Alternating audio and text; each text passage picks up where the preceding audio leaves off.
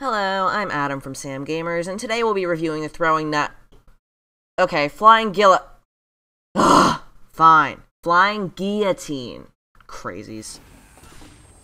Released in the Triad pack roughly 16 hours ago, this appears to be a meat cleaver with Chinese characters inscribed on it, which roughly translate to dead meat. Fitting. It comes in two styles, one with blood on it and one without. When throwing this knife, it travels in a slow, awkward arc until it eventually lands, be it in an enemy's chest or on the ground. The model is incredibly hard to see mid-combat, so it's hard to figure out the arc and the speed quickly. As a matter of fact, I had to film double the amount I usually do just to get the clips for this review. If it does land, however, it deals moderate damage and makes the target bleed. If it hits an especially long range, it deals mini crits, although at the time of writing, it appears that this mechanic is bugged, or I'm just an incredibly bad long shot. This weapon also guarantees a crit on stun players, making the Sandman a good pairing with this weapon.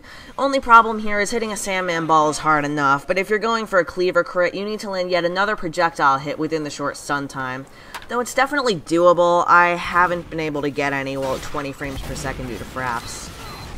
Even though the weapon has a recharge bar, it's surprisingly quick to recharge, taking only 5 seconds.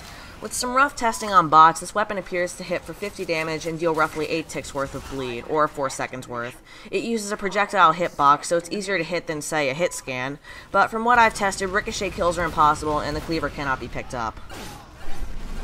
Because the Sandman makes a fun pairing with this weapon, having two relatively spammy and annoying projectiles is immeasurably fun. I recommend using this weapon with the Sandman and the Scattergun. Because this weapon isn't lethal more than half the time, the Scattergun should be a reliable backup to balance out the risks this weapon presents. If landing two projectiles on the same target within roughly 3 seconds of each other doesn't sound like your cup of tea, the Atomizer can help the Scout hop around the map to take flank routes, knife somebody in the back, and then follow up with some quick blasts from the Scattergun. This weapon is risky but oh so satisfying to use, especially when you can rack up tons of knife hits back to back or nail a crit with the Sandman. If you can reliably hit enemies with this recently added knife, then you'll have a lot more fun with this patch's cutting-edge weaponry. Thanks for watching. This was Adam from Sam Gamers. Expect the Sapper next, and then we should be on to the Neon sign. I think it's the Neon Annihilator. That's it. And then the Cleaner's Carbine, and then the Greaser, and then we'll be doing other Team Fortress 2 related stuff. So be sure to subscribe for more Triad, Pyromania, and regular coverage. I guess I can say that now. And yeah, see you guys later.